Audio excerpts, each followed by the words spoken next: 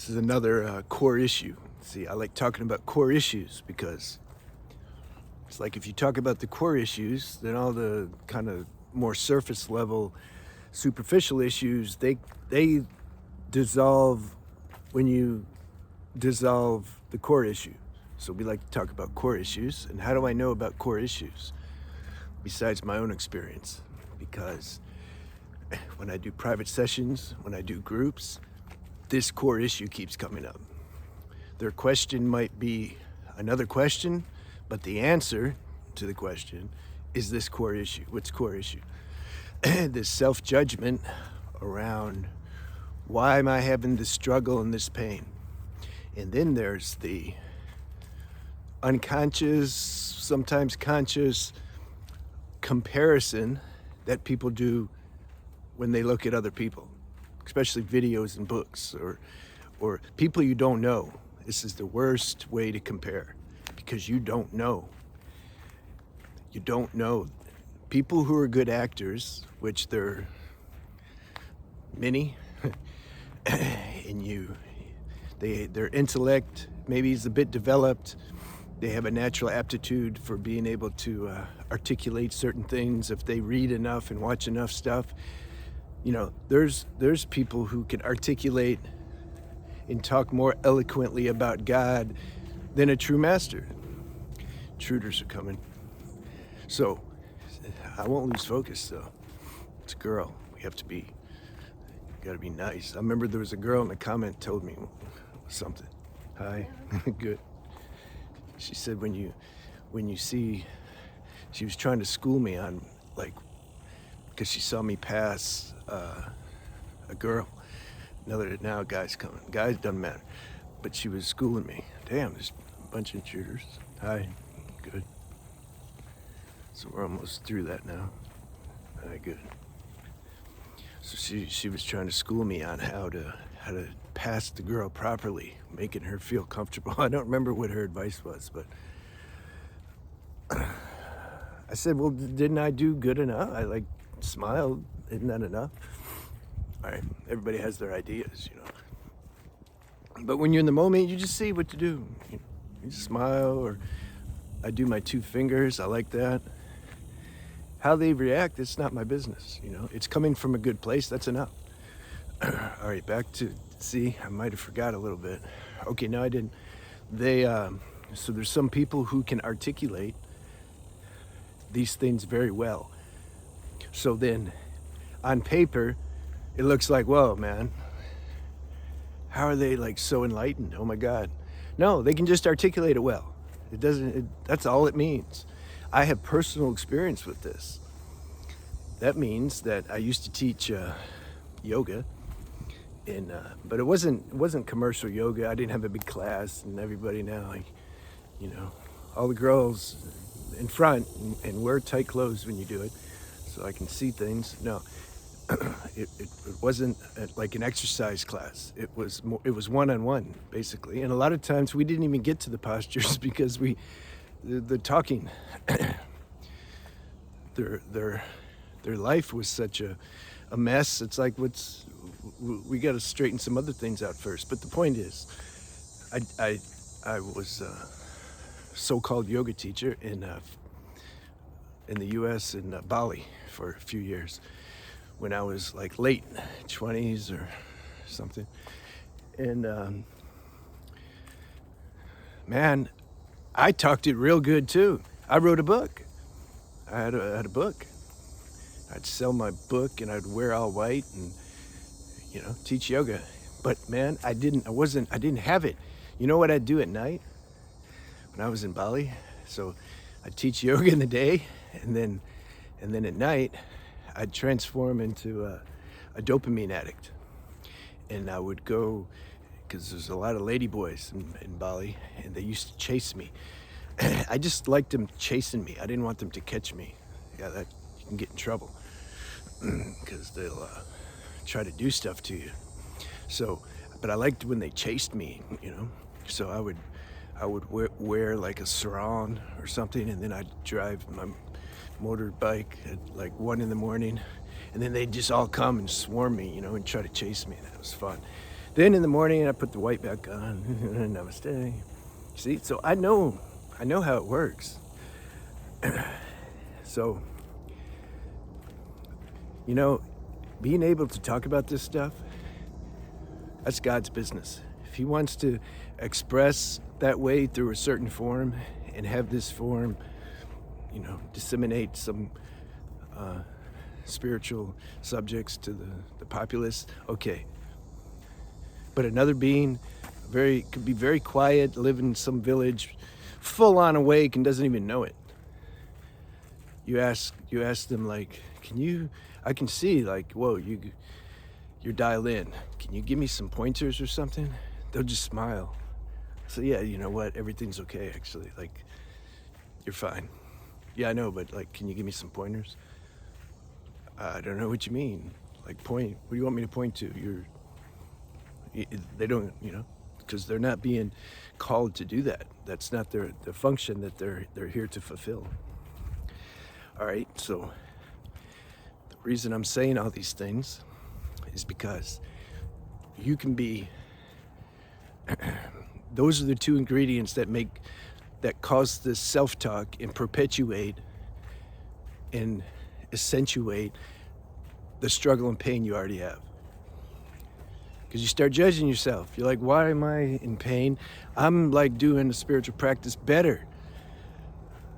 Like, these people are actually saying you don't need to do anything. You just realize you're awake. Whoa, and look, they smile and they do laughing yoga, although they don't call it that. They call it being blissed out. And so, like, what's wrong with me? And so this is what I see when I'm working with people, and I tell them, that your present level of struggle is higher than these counterfeit superficial expressions that you're somehow judging and measuring yourself against, because it's just how it works. Everybody has these deep, you can say, karmic seeds inside, but they haven't sprouted yet. Life situations haven't activated it yet. I've mentioned before, I thought I was transcended the sexual instinct because I was living in LA. It was like easy. Like, what? I mean, like, I wasn't interested. Like, these, yeah, they're not my type of women there. Yeah. So I was like, man, I'm like a master, brahmachari. Like, then I go to Brazil. Yeah, I was done. I spent all day and half the night just being seen. I just wanted to go places where girls were, because then they smiled at me, and then that really activated. I'm like, damn, this feels good. So I didn't know that was in there. That's just one example. Another example can be if you can think you're free of money, but then you get the right situation, right, you know, opportunity, and all of a sudden you take that, and then money becomes important. You start compromising and your principles, because like you justify, say, no, but I have to do this for the business, the good of the business. Yeah, there's plenty of gurus that fall into that trap with the ashrams. Money and the sexual instinct, all right? Those are the two big things, man, that nobody's exempt from being tested with that. The question is, have you been tested yet? That's all it is. That's the only question. Has life organized a situation where you get to get in touch with these deep karmic seeds potential that I'm talking about? And there's health situations. There's people who are living in war zones. They don't know if, you know, a bomb's going to hit their place a minute from now. All that. Family situations. They're living in compromising situations, but they can't get out. Like, they got to deal with this nonsense every day, you know, that causes stress. So then the people wonder, like, or they have neurological disorders. They wonder, why am I feeling bad? Yeah, man, because life's driving you deep. You're getting in touch with, you have the real lessons. Those are the real lessons that give the real, you can say, spirituality. Unless those deeper karmic seeds are dissolved, first they got to get activated. Okay? Hence, that's why a lot of you have the struggle and pain. They have to come to the surface so you see like what you're dealing with. And then you're going to suffer that for a little bit, or longer than a little bit. And then you'll come into some true semblance of balance. A lot of people who have the superficial bliss, they haven't reached that stage yet. That's the quintessential point I'm trying to make here. They haven't gotten in touch with their depths yet, what their real individual karma is. It hasn't came up yet. So they say, hey, it's like what I was doing when I was teaching yoga and playing that whole thing.